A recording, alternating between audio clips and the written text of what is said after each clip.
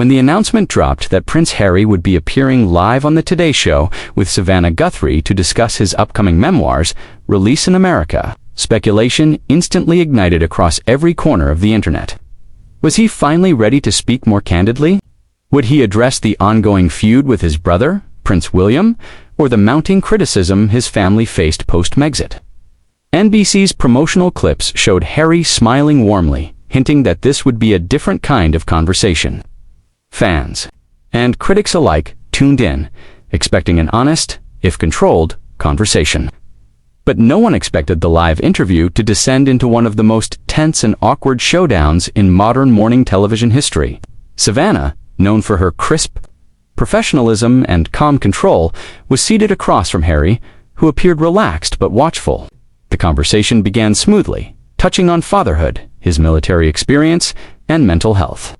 The audience responded warmly, but about 12 minutes in, Savannah shifted gears with an unusually blunt tone. "Do you ever feel," she began carefully, "that you've traded privacy for attention, fleeing the palace just to end up on TV, book tours, and Netflix?" Harry's expression tightened. He blinked once, slowly, then offered a rehearsed but firm reply. "No, I don't see it that way. Wanting to tell your story on your own terms is very different from having the tabloids dig through your life without consent." Savannah nodded slowly, but didn't smile. "But you're aware that some critics and even former royal aides have called this memoir a betrayal in hardcover.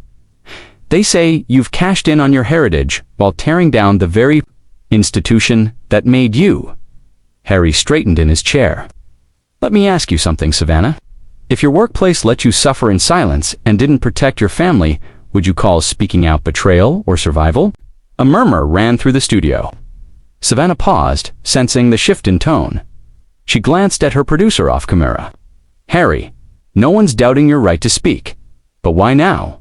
Why again?" The tension between them became palpable. Tried to respond, Savannah pressed harder, interrupting gently but firmly. "Some would argue that every time the palace tries to move forward, you drop another bombshell. First Oprah, then the documentary, now this book.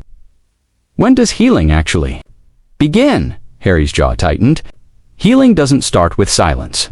That's something my family hasn't learned yet." The words landed with a thud. Savannah didn't flinch. "But how is this not hurting your family even more?" Harry leaned forward.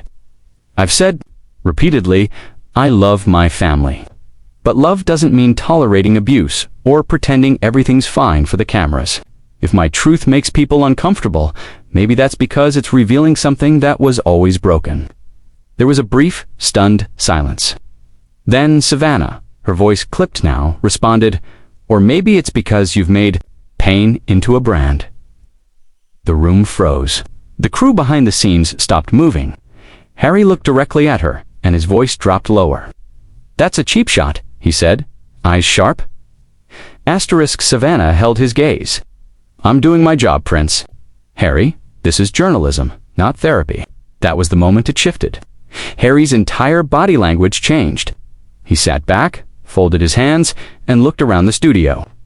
"If this is journalism," he said coolly, "then it's no wonder people don't trust the media anymore." Savannah didn't break eye contact. "And if this is accountability," she replied, "then it's no wonder your father took away your security."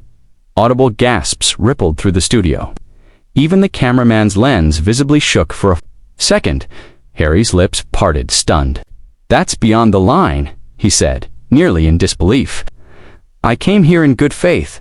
Savannah didn't respond. The silence grew heavier. The producers were now frantically signaling to cut to commercial, but it was too late. Harry was already rising to his feet, removing his mic and setting it down on the chair with deliberate calm. "This interview's over," he said. "You've crossed into something personal, something vindictive."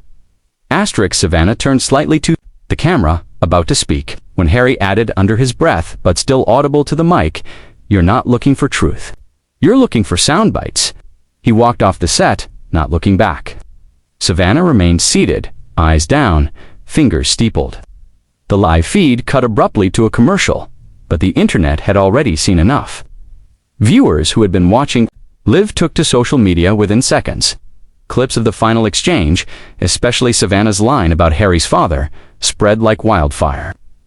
The hashtags #HarryWalksOut and #SavannahVs, Harry dominated Twitter. Within 30 minutes, the show had issued a brief statement due to a difference in tone and direction. Prince Harry ended his segment early. "We remain grateful for his time," but fans were far from satisfied. Many called for an apology. Others hailed Savannah as courageous for asking the real questions. Either way, the clip had already amassed millions of views on YouTube and TikTok before the hour was over. Asterisk, by the end of the day. Media outlets across the globe had run stories with headlines like, "Royally Offended, Harry Walks Out on Guthrie and Morning Mayhem, Prince versus Press." British tabloids predictably seized the moment, painting Harry as overly sensitive and accusing him of trying to rewrite history while refusing scrutiny. American outlets were more divided. Some praised Harry's composure, while others dissected Savannah's line of questioning. Talk show hosts debated it on air. Even Trevor Noah joked, when the guy who escaped the palace for peace ends up beefing with the Today Show. Maybe it's not the palace that's the problem. The palace issued no official statement, but royal sources hinted at disappointment. Over Harry's behavior, Harry and Meghan's spokesperson issued a brief response saying the Duke hoped for a meaningful conversation. Unfortunately, that was not the format delivered. Asterisk, the next morning, Savannah returned to host her show as usual, but there was an undeniable chill in the air. She opened the show with a short, composed message. Yesterday's interview didn't go as planned. Emotions ran high, and Prince Harry chose to end the segment early. While we respect his decision, we stand by the integrity of the questions asked. Her co-host, Hoda Kotb, added nothing, instead moving the show swiftly along. But behind the scenes, insiders revealed that Savannah had been personally rattled. She didn't expect him to snap. One staffer said she thought he'd push back, sure, but not walk out. Meanwhile, Harry's memoir flew to the top of the Amazon charts within 24 hours. Some believed the clash actually helped his sales. And despite the drama, more U.S. outlets expressed interest in interviews, hoping to give Harry a more respectful platform. But Harry's camp went quiet.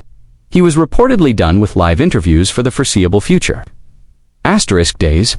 Later, Harry appeared via a pre-recorded video message at a veterans charity gala, avoiding the press entirely. In the video, he wore a calm smile and said nothing about the Today Show incident. But viewers noted a subtle line. Sometimes silence speaks louder than noise. It didn't go unnoticed. Fans interpreted it as a veiled jab. Meanwhile, Savannah was invited on multiple podcasts to discuss the ethics of tough journalism in an age of celebrity trauma. On one such podcast, she stated, "I wasn't trying to provoke him. I was trying to hold him accountable the same way I would any public figure." Some applauded her. Others called her tone condescending, saying she weaponized personal pain for ratings. NBC remained silent, but internally, they knew one thing for sure. The clip had been watched over 80 million times in 4 days. It was the biggest moment the show had had in years, for better or worse, asterisk, in the weeks that followed. Both Savannah and Harry carried on with their public lives, but they were now forever linked by that one explosive moment. In coffee shops, boardrooms, and living rooms across the country, people were still arguing about who was right and who crossed the line. Was Harry too fragile? Was Savannah too aggressive? Had journalism gone to furore, not far enough? In many ways, the interview became less about a prince or a morning host and more about the fragile trust between public figures and the platforms they choose to speak from. And while Harry never returned to the Today Show, the echo of that argument continued to ripple across screens and headlines. One final quote from Harry's book, shared online the week after the incident, seemed to sum up the entire affair. "The truth may be uncomfortable, but I'd rather be uncomfortable than silent." And for those who watched it all unfold live, that truth had never been clearer or more raw the moment the cameras cut and the red off-air light lit up. The studio fell into a stunned, eerie silence. Prince Harry stood frozen in place, still gripping the mic in one hand like he couldn't quite believe what had just happened. Savannah Guthrie had just dismissed him on air, in front of millions, with a tight smile and the words, "We thank you for your time, Prince Harry. That'll be all for today." No one from the crew approached him. The producers busied themselves with headsets. The floor manager deliberately avoided eye contact, and even the interns scurried out of the studio like shadows. Harry turned slowly, scanning the room for someone. Anyone whom my title could paper over. His security detail gently guided him out of the studio. Camera still. Journalists.